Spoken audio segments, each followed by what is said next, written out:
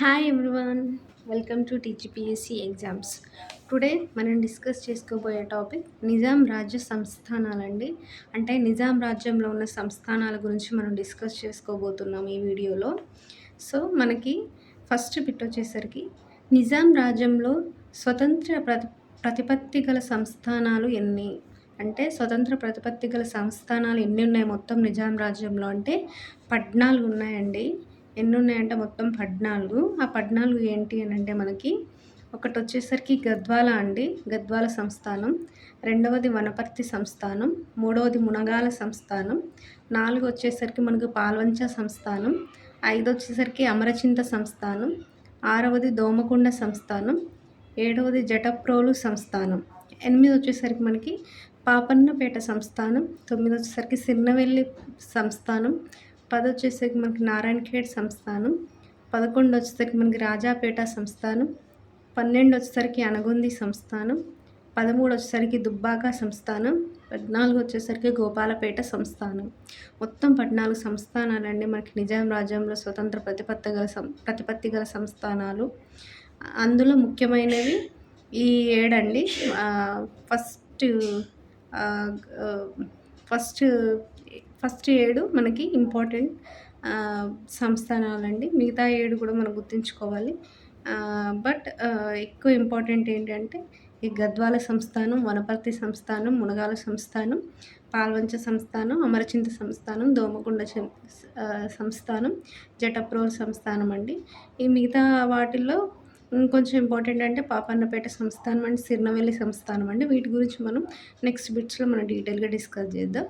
మనకి second bit వచ్చేసరికి అన్ని సంస్థానాలలో అతి ప్రాచీనమైనది, అతి పెద్దది ఏది? సో మనకు అతి ప్రాచీనమైనది ప్లస్ అతి పెద్ద సంస్థానం ఏది అంటే అది గద్వాల సంస్థానం అండి. అందుకే మనం ఈ 14 సంస్థానాలలో ఇంపార్టెంట్ సంస్థానంగా గద్వాల సంస్థానం మనం డిస్కస్ చేసుకున్నాం. సో ఇదే మన గద్వాల సంస్థానమే అతి ప్రాచీనమైనది, అతి పెద్దది అండి. సో గద్వాల సంస్థానానికి గద్వాల పేరు ఎలా వచ్చింది? సో థర్డ్ బిట్ వచ్చేసరికి అసలు ఈ గద్వాల సంస్థానానికి గద్వాల పేరు ఎలా వచ్చింది అని అంటే వాళ్ళు గద, వాలు అనే ఆయుధాలను ఉపయోగించి యుద్ధాలు చేసేవారు అండి. అంటే మనకి ఇవి ఆయుధాలండి. గద అనేది ఒక ఆయుధం, వాలు అనేది ఒక ఆయుధం. ఈ రెండింటిని వాడి వీళ్ళు యుద్ధాలు చేసేవారు కాబట్టి వీరికి ఆ గద, వాలు పేరు మీద గద్వాల అనే పేరు వచ్చిందండి ఆ సంస్థానానికి అనేది మనం గుర్తుంచుకోవాలి. నెక్స్ట్ బిట్ వచ్చేసరికి మనకి గద్వాల సంస్థానాధీశులు ఏ వంశానికి చెందినవారు? సో ఈ గద్వాల సంస్థానాధీశులు వంశం ఏంటి అని అంటే ఒకటి పాకనాటి రెడ్ల వంశం అండి, ఇంకోటి ముష్టిపల్లి వంశం అండి. సో ఒకటి వచ్చేసరికి పాకనాటి రెడ్లు, అదేవిధంగా ముష్టిపల్లి వంశము. ఈ వంశానికి చెందిన వాళ్ళు మనకు గద్వాల సంస్థానాన్ని పాలించారు. వీళ్ళ ప్రథమ రాజధాని ఏంటి అంటే గద్వాల సంస్థానం యొక్క ప్రథమ రాజధానిగా వచ్చి మనకి పూడూరు అండి. ఫస్ట్ ప్రథమ రాజధాని ఏంటంటే పూడూరు. నెక్స్ట్ మూల పురుషుడు ఎవరు గద్వాల సంస్థానానికి అంటే బుడ్డారెడ్డి అండి. ఈ బుడ్డారెడ్డిని మనము పోలని రెడ్డి అని కూడా మనము పిలుస్తాము. అంతేకాకుండా ఆద్యుడు ఎవరు? ఈ గద్వాల సంస్థానానికి ఆద్యుడు ఎవరు అంటే రాజా శోభనాద్రి అండి. సో మనం ఇక్కడ ఏం డిస్కస్ చేసుకున్నాం, ఈ గద్వాల సంస్థానాన్ని పాలించిన వాళ్ళలో వారి వంశం ఏంటి అంటే ఒకటి పాకనాటి రెడ్ల వంశము, ఇంకొకటి ముష్టిపల్లి వంశం అండి. అంతేకాకుండా వీళ్ళ ప్రథమ రాజధాని ఏంటంటే పూడూరు అండి. గద్వాల సంస్థానానికి ప్రథమ రాజధాని వచ్చేసరికి పూడూరు. మూల పురుషుడు వచ్చేసరికి మనకి బుడ్డారెడ్డి, ఆయననే మనం పోలని రెడ్డి అని కూడా పిలుస్తాము. ఆద్యుడు వచ్చేసరికి మనకి రాజా శోభనాద్రి అండి. నెక్స్ట్ బిట్ వచ్చేసరికి గద్వాల సంస్థానాధీశులు అనుసరించిన మతం ఏంటి? సో ఈ గద్వాల సంస్థానాధీశులు ఏ మతాన్ని అనుసరించారు అని అంటే వైష్ణవ మతం అండి. ఏ మతం అంటే వైష్ణవ మతము. సో వైష్ణవ మతం కాబట్టి వాళ్ళ కులదైవం ఏంటంటే చెన్నకేశవ స్వామి అండి. ఈ చెన్నకేశవ స్వామి దేవాలయం ఎక్కడుందంటే పూడూరులో ఉందండి. వీరి ప్రథమ రాజధాని అయినటువంటి పూడూరులో ఉన్న చెన్నకేశవ స్వామియే వీరి యొక్క కులదైవము. వీళ్ళ మతం ఏంటి అంటే వైష్ణవ మతము. సో వీళ్ళకున్న బిరుదులు ఏంటి అని మనం డిస్కస్ చేసుకుంటే కనుక వీళ్ళ బిరుదులు వచ్చేసరికి నాడగౌడ, సర్నాడగౌడ. సో నాడగౌడ అనే బిరుదు ఏ సంస్థానాధీశులకు ఉంది? సర్నాడగౌడ అనే బిరుదు ఏ సంస్థానాధీశులకు ఉంది అని అంటే గద్వాల సంస్థానాధీశులకి. నెక్స్ట్ బిట్ వచ్చేసరికి మనకి గద్వాల సంస్థానాధీశుల్లో గొప్పవాడు ఎవరు? మరి ఇంతమందిలో ఎవరు గొప్పవాడు అనంటే రాజా సోమనాద్రి అనే వ్యక్తి అండి. ఎవరు? రాజా సోమనాద్రి. ఈ రాజా సోమనాద్రి అసలు పేరేంటి మరి అంటే సోమశేఖర్ ఆనందరెడ్డి. సోమశేఖర్ ఆనందరెడ్డి అండి. ఈ రాజా సోమనాద్రి యొక్క అసలు పేరు. సో, ఈయన యొక్క గొప్పతనం ఏంటి మరి? ఈయన గొప్పవాడు అన్నారు గదా! ఈ గద్వాల సంస్థానాధీశుల్లో. ఎందుకు ఎందుకు గొప్పవాడు అంటే ఈయన ఒక గొప్ప కవి అండి. ఈయన రచించింది ఏంటంటే గీతా గోవిందం అండి. సో, ఈ రాజా సోమనాద్రి గొప్ప కవి. ఈయన రచించిన రచన ఏంటంటే గీతా గోవిందం. అంతేకాకుండా నెక్స్ట్ బిట్ వచ్చేసరికి మనకి కాశీలో రామలింగేశ్వర దేవాలయాన్ని నిర్మించినది ఎవరు? సో, కాశీలో రామలింగేశ్వర దేవాలయాన్ని మనకి ఈ గద్వాల సంస్థానం యొక్క రాజులే నిర్మించారండి. ఎవరు ఆ నిర్మించిన రాజు ఎవరు అంటే రాజా శోభనాద్రి. ఇక్కడ మనం గొప్పవాడు అంటే రాజా సోమనాద్రి అన్నామండి. ఇక్కడ కాశీలో రామలింగేశ్వర దేవాలయాన్ని నిర్మించిందంటే రాజా శోభనాద్రి. ఇక్కడ కొంచెం సిమిలర్‌గా ఉన్నట్టు ఉంటాయి నేమ్స్. బట్ డిఫరెంట్ అండి. సోమనాద్రి వేరు, శోభనాద్రి వేరు. నెక్స్ట్ ఈ రాజా శోభనాద్రి ఇంకేం చేశాడంటే ఐజా అనే గ్రామంలో ఒక కోటను కూడా నిర్మించాడండి ఈ రాజా శోభనాద్రి. సో, ఇది కూడా ఐజా గ్రామంలో ఒక కోట నిర్మించాడనేది కూడా మనం గుర్తుంచుకోవాలి. మనకి నెక్స్ట్ బిట్ వచ్చేసరికి ఎయిత్ బిట్ అండి. రాజా సోమనాద్రి భార్య ఎవరు? మన గొప్పవాడెవరు? రాజా సోమనాద్రి అనుకున్నాం కదండీ! సో, ఈ రాజా సోమనాద్రి భార్య పేరేంటి అనంటే రాణి లింగమ్మ అండి. సోమనాద్రి యొక్క భార్య పేరు రాణి లింగమ్మ. ఈ రాణి లింగమ్మ గొప్పతనం ఏంటి మరి అంటే ఈమె బీచుపల్లి వద్ద కృష్ణా నదిలో ఒక కోటను నిర్మించిందండి. ఆ కోటనే నిజాం కోట అని పిలుస్తామండి. సో, ఎక్కడ నిర్మించిందంటే బీచుపల్లి వద్ద అండి. బీచుపల్లి వద్ద ఉన్న కృష్ణా నదిలో ఈమె ఒక కోట నిర్మించింది. ఆ కోట పేరే నిజాం కోట. సో, ఈ నిజాం కోటని నిర్మించింది ఎవరు అంటే రాణి లింగమ్మ. ఈ రాణి లింగమ్మ ఎవరు మరి అంటే మనం ఇంతసేపు మనం డిస్కస్ చేసుకున్న ఈ గద్వాల సంస్థానాధీశుల్లో గొప్పవాడైనటువంటి ఈ రాజా సోమనాద్రి యొక్క భార్య. నెక్స్ట్ ఈ రాణి లింగమ్మ దత్తపుత్రుడు ఎవరు? సో, రాణి లింగమ్మకు ఒక దత్తపుత్రుడు ఉన్నాడండి. సొంత పుత్రుడు కాదు, దత్తపుత్రుడు. ఎవరు అతను అంటే రాజా తిరుమలరావు. ఎవరు? రాజా తిరుమలరావు. మరి ఇతని గొప్పతనం ఏంటంటే ఇతను నిజాం కోట నిర్మాణాన్ని పూర్తి చేశాడు. సో, ఈ రాణి లింగమ్మ దత్తపుత్రుడైనటువంటి రాజా తిరుమలరావు మనకి ఈ రాణి లింగమ్మ చేపట్టిన మన నిజాం కోట నిర్మాణాన్ని పూర్తి చేశాడు. ఆమె స్టార్ట్ చేసింది వాళ్ళ దత్తపుత్రుడైనటువంటి రాజా తిరుమలరావు ఈ నిజాం కోట నిర్మాణాన్ని పూర్తి చేశాడు. నెక్స్ట్ బిట్ వచ్చేసరికి మనకి రాజా తిరుమలరావు భార్య ఎవరు? సో, ఈ దత్తపుత్రుడైనటువంటి రాజా తిరుమలరావు యొక్క భార్య ఎవరు అంటే రాణి చొక్కమ్మ. ఎవరండి? రాణి చొక్కమ్మ. మరి ఈ రాణి చొక్కమ్మ గొప్పతనం ఏంటి అంటే ఈమె నిజాం కోటలో ఆంజనేయ స్వామి విగ్రహాన్ని ప్రతిష్ఠించింది. ఇక్కడ చూడండి ఒక్కొక్కరు ఈ నిజాం కోటలో ఒక్కొక్క కాంట్రిబ్యూషన్ చేశారు. మనకి ఫస్ట్ నిజాం కోట స్టార్ట్ చేసింది వచ్చేసరికి మనకి రాజా సోమనాద్రి భార్య అయినటువంటి రాణి లింగమ్మ. దాన్ని పూర్తి చేసింది ఎవరు అనంటే ఆమె వాళ్ళ దత్తపుత్రుడైనటువంటి రాజా తిరుమలరావు. పూర్తి చేసిన తర్వాత ఈ నిజాం కోటలో మనకు ఆంజనేయ స్వామి విగ్రహాన్ని ప్రతిష్ఠించింది ఎవరు అంటే ఈ తిరుమలరావు భార్య అయినటువంటి రాణి చొక్కమ్మ. సో, రాణి చొక్కమ్మ మరిది ఎవరు? ఇప్పుడు రాణి చొక్కమ్మ యొక్క మరిది ఎవరంటే రాజా రామారావు అండి. ఎవరు అంటే రాజా రామారావు. మరి రాజా రామారావు ఏం చేశాడు అనంటే ఇతను కర్నూలు నవాబును ఓడించి చెన్నకేశవ దేవాలయాన్ని నిర్మించాడు. ఎక్కడ నిర్మించాడంటే బెతెండ్లలో నిర్మించిండండి. సో, ఈ రాణి చొక్కమ్మ మరిది ఎవరు? రాజా రామారావు. చెన్నకేశవ దేవాలయాన్ని ఎక్కడ నిర్మించాడు అంటే బెతెండ్లలో నిర్మించాడు. సో, చెన్నకేశవ దేవాలయాన్ని ఎవరు నిర్మించారు అంటే రాజా రామారావు. నెక్స్ట్ బిట్ వచ్చేసరికి మనకి మాఘమాసంలో కవి గాయకులను సన్మానం చేసే సంప్రదాయాన్ని ఏ గద్వాల రాజు ప్రారంభించాడు? సో, మనకి గద్వాల సంస్థానంలోనే మాఘమాసం అంటే మనకి తెలుగు మాసాల్లో మొదటి మాసం కదా అండి. ఈ మాసంలోనే ఈ మాసంతోనే మనకి ఉగాది పండుగ స్టార్ట్ అవుతుంది. సో, ఆ రోజున మనకి కవి గాయకులను సన్మానం చేసే సాంప్రదాయం అంటే కవి గాయకులను వీళ్ళు సన్మానం చేసేవాళ్ళండి మాఘమాసంలో. అలా సన్మానం చేసే ఈ సాంప్రదాయాన్ని ఏ గద్వాల రాజు ప్రారంభించాడు అంటే పెద్ద సోమ భూపాలుడు. సో, ఇందాక మనం రాజా సోమనాద్రి అన్నాం. ఇక్కడ ఈ సాంప్రదాయాన్ని ప్రారంభించింది ఎవరంటే పెద్ద సోమ భూపాలుడు అనే రాజు మనకి మాఘమాసంలో కవి గాయకులను సన్మానం చేసే సాంప్రదాయాన్ని ప్రారంభించాడు. సో, గద్వాల సంస్థాన చరిత్రను రచించింది ఎవరు? 13వ బిట్ అండి. గద్వాల సంస్థాన చరిత్రను ఎవరు రచించారు అంటే పెద్దమందడి వెంకటకృష్ణ కవి. పెద్దమందడి వెంకట కృష్ణ కవి అనే వ్యక్తి ఈ గద్వాల సంస్థ యొక్క చరిత్రను రచించాడు. నెక్స్ట్ బిట్ వచ్చేసరికి గద్వాల సంస్థాన చివరి పాలకురాలు ఎవరు? సో, ఈ గద్వాల సంస్థానానికి చివరి పాలకురాలు ఎవరు అంటే మహారాణి ఆదిలక్ష్మి దేవమ్మ. ఎవరండి?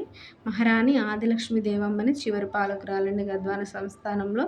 సో, నెక్స్ట్ బిట్ వచ్చేసరికి మనకి పౌండీ రకం అనే ప్రబంధాన్ని రచించిన కవి ఎవరు? సో, పౌండీ రకం అనే ప్రబంధాన్ని ఎవరు రచించారంటే ఆదిపూడి ప్రభాకర కవి అండి. సో, ఈ ప్రభాకర కవి పౌండీ రకం అనే ప్రబంధాన్ని రచించాడు. దీన్ని ఎవరికి అంకితం ఇచ్చాడు అనంటే గద్వాల చెన్నకేశవ స్వామికి అంకితం ఇచ్చాడండి. సో, ఈయన చెన్నకేశవ స్వామికి ఈ పౌండీ రకం అనే ప్రబంధాన్ని మనకి అంకితం ఇచ్చాడు. నెక్స్ట్ బిట్ వచ్చేసరికి ఎప్పుడు గద్వాల సంస్థానం హైదరాబాద్ రాష్ట్రంలో చేర్చబడినది? అది గద్వాల సంస్థానం హైదరాబాద్ రాష్ట్రంలో ఎప్పుడు చేర్చబడినది అంటే 1948 సెప్టెంబర్ 17 అండి. సో, మనం గుర్తుంచుకోవాల్సిన విషయం ఏంటంటే గుర్తుకు తెచ్చుకోవాల్సిన విషయము మనకు హైదరాబాద్ రాష్ట్రంలో గద్వాల సంస్థానం ఎప్పుడు చేర్చబడింది అనంటే మనకు హైదరాబాద్ రాష్ట్రం ఎప్పుడైతే మనకి ఇండియాలో కలిసిపోయిందో, ఇండియన్ యూనియన్‌లో కలిసిపోయిందో అదే రోజున మనకి గద్వాల సంస్థానం కూడా హైదరాబాద్ రాష్ట్రంలో కలిసిపోయిందని గుర్తుంచుకోవాలి. ఏ రోజు అంటే 1948 సెప్టెంబర్ 17 ఆ రోజే మనకి హైదరాబాద్ రాష్ట్రంలో ఈ నిజాం పాలన అనేది పోయి హైదరాబాద్ రాష్ట్రం అనేది ఇండియన్ యూనియన్‌లో కలపబడిందండి. సో, హైదరాబాద్ సంస్థానం మనకి ఇండియన్ యూనియన్‌లో కలపబడిన రోజే హైదరాబాద్ సంస్థానంలో భాగమైనటువంటి గద్వాల సంస్థానం కూడా మనకి హైదరాబాద్ రాజ్యం అండి. ఫ్లోలో సంస్థానం అన్నాను. మనకి హైదరాబాద్ రాజ్యంలో ఉన్నటువంటి గద్వాల సంస్థానం కూడా మనకి హైదరాబాద్‌తో పాటు ఇండియన్ యూనియన్‌లో కలవబడింది. సో, హైదరాబాద్‌లో కలిసింది అదే రోజు, హైదరాబాద్‌తో పాటు ఇండియన్ యూనియన్‌లో కలిసింది కూడా అదే రోజు అని మనం గుర్తుంచుకోవాలి. నెక్స్ట్ బిట్ వచ్చేసరికి గద్వాల కోట నిర్మించింది ఎవరు? సో, గద్వాల కోట నిర్మించింది ఎవరు అనంటే మనకి పెదసోమ భూపాలుడండి. మనకి పెదసోమ భూపాలుడు 2 టైమ్స్ రిపీట్ అయ్యాడు. ఇక్కడ మనకు ఆల్రెడీ మాఘమాసంలో కవిగాయకులను సన్మానం చేసే సాంప్రదాయాన్ని ప్రారంభించింది పెదసోమ భూపాలుడే. అదేవిధంగా మనకి గద్వాల కోట నిర్మించింది కూడా పెదసోమ భూపాలుడే. ఈ పెదసోమ భూపాలుడిని మనము సోమనాద్రి అని కూడా పిలుస్తామండి, పెదసోమ భూపాలుడిని. సో, ఇక్కడ గుర్తుంచుకోవాల్సిన ఇంకొక విషయం ఏంటంటే ఇక్కడ దేశంలోనే పెద్దదైన 32 అడుగుల ఫిరంగి ఉందండి. ఎక్కడ? ఈ గద్వాల్ కోటలో. గద్వాల్ కోట నిర్మించింది ఎవరు? పెదసోమ భూపాలుడు. ఇక్కడ దీని స్పెషాలిటీ ఏంటి గద్వాల్ కోటకి అంటే ఇక్కడ 32 అడుగుల ఫిరంగి ఉంది. ఈ 32 అడుగుల ఫిరంగి అనేది మనకు దేశంలోనే అతి పెద్దదైన ఫిరంగి. అంతేకాకుండా ఈ ప్రాంతాన్ని ఏమని పిలుస్తారు అనంటే విద్వాద్ గద్వాలగా పిలిచేవారు. ఎలా పిలిచేవారు అంటే విద్వాద్ గద్వాల. నెక్స్ట్ బిట్ వచ్చేసరికి గద్వాల సంస్థానంలో కానాదం పెద్దన సోమయాజి రచించిన రచన ఏంటి? సో, అప్పుడున్న కవులల్లో ఈ గద్వాల సంస్థానంలో ఉన్న కవులల్లో ఈ కానాదం పెద్దన సోమయాజి ఒక అతనండి. సో, ఈయన కూడా ఒక కవి. ఈయన రచించిన రచనల్లో ముఖ్యమైనవి ఏంటంటే ఒకటి ముకుంద విలాసం అండి. ముకుంద విలాసం అనేది ఆధ్యాత్మ రామాయణం. ఈయన రాసిన వాటిలలో ఈ ముకుంద విలాసం అనేది ఆధ్యాత్మ రామాయణం. ఇంకొక కవి ఎవరు అంటే కర్ణమడకల అనంతాచార్యులు. ఎవరు అంటే కర్ణమడకల అనంతాచార్యులు. ఈయన రాసినటువంటి రచనలు ఏంటి అంటే ఆంధ్ర శబ్ద చింతామణి, ఇంకొకటి ఆచార్య వింశంతి, ఇంకొకటి వచ్చి మదన విజయబాణం. సో, కర్ణమడకల అనంతాచార్యుల రచనలు ఏంటండి? ఆంధ్ర శబ్ద చింతామణి, ఆచార్య వింశంతి, మదన విజయబాణం. నెక్స్ట్ బిట్ వచ్చేసరికి గద్వాల్ సంస్థానంలో పుల్లగుమ్మి అహోబిలాచార్యులు కూడా ఉండేవాడండి. ఈ పుల్లగుమ్మి అహోబిలాచార్యులు అనే అతను ఒక ప్రముఖ జ్యోతిష్కుడు అండి. ఈ గద్వాల్ సంస్థానంలో ఈయన ప్రముఖ జ్యోతిష్కుడు.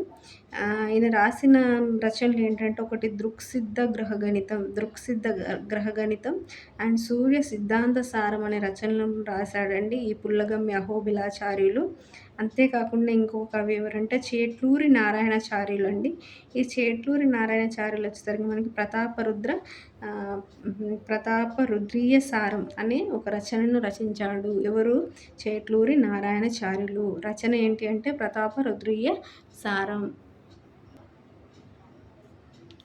సో, మనం 19 బిట్ వరకు గద్వాల సంస్థానం గురించి చదువుకున్నామండి. గద్వాల సంస్థానంలో జరిగిన ఇంపార్టెంట్ సంఘటనల గురించి, ముఖ్యమైన వ్యక్తుల గురించి చదువుకున్నాం మనము. ఇప్పుడు మనం 28th బిట్ నుంచి మనం వనపర్తి సంస్థానం గురించి డిస్కస్ చేస్తామండి. ఈ వనపర్తి సంస్థానం అనేది మహబూబ్ నగర్ జిల్లాలో ఉందండి. అప్పుడు ఎక్కడుంది అంటే మహబూబ్ నగర్ జిల్లాలో ఉండేది వనపర్తి సంస్థానము. ఫస్ట్ 20 బిట్ వచ్చేసరికి మనకి వనపర్తి సంస్థాన రాజధాని ఏంటి? సో, ఈ వనపర్తి సంస్థానానికి రాజధాని ఏంటి అంటే ఫస్ట్ నూగూరు ఉండేదండి. సెకండ్ వనపర్తికే మార్చబడిందండి. ఫస్ట్ నూగూరు ఉంది. సెకండ్ వనపర్తి ఉంది. సో, ఈ వనపర్తి సంస్థానం యొక్క మూల పురుషుడు ఎవరు అంటే వీరకృష్ణ భూపతి అండి. ఎవరు అంటే వీరకృష్ణ భూపతి వనపర్తి సంస్థాన మూల పురుషుడు. ఈ వీరకృష్ణ భూపతిని వీరకృష్ణారెడ్డి అని కూడా పిలుస్తామండి. ఏమని పిలుస్తాం? వీరకృష్ణారెడ్డి. నెక్స్ట్ బిట్ వచ్చేసరికి వీరి వంశం ఏంటి? వనపర్తి సంస్థానాధీశుల యొక్క వంశం ఏంటి అంటే మోటాటి రెడ్డి వంశం అండి. ఏ వంశం అంటే మోటాటి రెడ్డి వంశము. గోత్రం వచ్చేసరికి మనకు పెనుబాల గోత్రము. ఏంటంటే గోత్రము పెనుబాల గోత్రము. గృహనామం వచ్చేసరికి వీరిది జనుంపల్లి వారండి. ఈ వనపర్తి సంస్థానాధీశుల గృహనామం జనుంపల్లి వారు. నెక్స్ట్ బిట్ వచ్చేసరికి మనకి ఢిల్లీ సుల్తాన్తో సవై బిరుదు పొందిన వనపర్తి సంస్థానాధీశుడు ఎవరు? సో, ఢిల్లీ సుల్తాన్తో ఈయన సవై బిరుదు పొందిండండి. ఆ సవై బిరుదు పొందిన వనపర్తి సంస్థానాధీశుడు ఎవరు అంటే వెంకటరెడ్డి అండి. ఎవరు? వెంకటరెడ్డి. నెక్స్ట్ బిట్ వచ్చేసరికి వనపర్తి రాణి సరళాదేవి పేరిట నిర్మించిన తటాకం ఏమిటి? సో, ఈ వనపర్తి రాణి అయినటువంటి సరళాదేవి పేరున ఒక తటాకం నిర్మించబడిందండి. తటాకం అంటే ఒక బావి. ఆ తటాకానికి ఉన్న పేరు ఏంటి అంటే సరళ సాగర్ అండి. తటాకం అంటే ఒక బావి లాంటిదని మనం గుర్తుంచుకోవాలండి. ఒక బావి లాంటిది. సో, దాన్ని ఎవరి పేరిట నిర్మించారంటే సరళాదేవి పేరిట. దానికి పెట్టిన పేరు ఏంటంటే సరళ సాగర్. ఏంటండి? సరళ సాగర్. నెక్స్ట్ బిట్ వచ్చేసరికి మనకి వ్యవసాయాభివృద్ధికి చెరువులు, కుంటలు, బావులు నిర్మించిన వనపర్తి సంస్థానాధీశుడు ఎవరు? సో, ఈయన వ్యవసాయాభివృద్ధికి కృషి చేశాడండి. సో, వ్యవసాయాభివృద్ధికి కృషి చేసినాడు కాబట్టి చెరువులు, కుంటలు, బావులు తవ్వించాడండి. ఎవరు ఆ వనపర్తి సంస్థానాధీశుడు అంటే రెండవ రామేశ్వరరావు అండి. సో, వ్యవసాయాభివృద్ధికి కృషి చేసిన వ్యక్తి ఎవరు అంటే రెండవ రామేశ్వరరావు. లాస్ట్ బిట్ మనకు 25th బిట్ వచ్చేసరికి వనపర్తి సంస్థానాధీశుడైన రాజా బహిరి గోపాలరాయులు ముద్రించిన నాణాలు ఏంటి? సో, మనకు వనపర్తి సంస్థానాధీశుడు అండి. ఈయన కూడా రాజా బహిరి గోపాలరాయులు. ఈయన ముద్రించిన నాణాలు ఏంటి అంటే నూగూరు సిక్కాలు అండి. సో, వీళ్ళు ఫస్ట్ క్యాపిటల్ కూడా నూగూరు అని చదువుకున్నాం కదండి. సో, నూగూరు సిక్కాలు అనేది ఈ రాజా బహిరి గోపాలరాయులు ముద్రించిన నాణెము. ఈ నూగూరు సిక్కాలు. ఈయనకున్న బిరుదేంటి మరి? బిరుదులు రాజా బహిరి గోపాలరాయులకున్న బిరుదులు ఒకటి బహిరి అండి, 2 అష్టభాషా కవి. సో, బహిరి అనేది ఆల్రెడీ పేరులోనే ఈయన మెన్షన్ చేసుకున్నాడండి. రాజా బహిరి గోపాలరాయులని ఆయన పేరులోనే ఈ బిరుదును కలుపుకున్నాడు. ఇంకొక బిరుదు ఏంటంటే అష్టభాషా కవి అనే బిరుదు కూడా ఈ రాజా బహిరి గోపాలరాయులకు ఉంది. ఈయన రచనలు ఏంటి మరి అని అంటే మనకి ఈయన రామచంద్రోదయము, శృంగార మంజరి బాణం అనే 2 రచనలు కూడా రచించాడండి. ఎవరు అంటే రాజా బహిరి గోపాలరాయులు. సో, మనకి ఇక్కడితో మనకి 25 బిట్స్ కవర్ అయినాయండి. నెక్స్ట్ బిట్స్ మనం నెక్స్ట్ వీడియోలో కవర్ చేద్దాం. Thank you.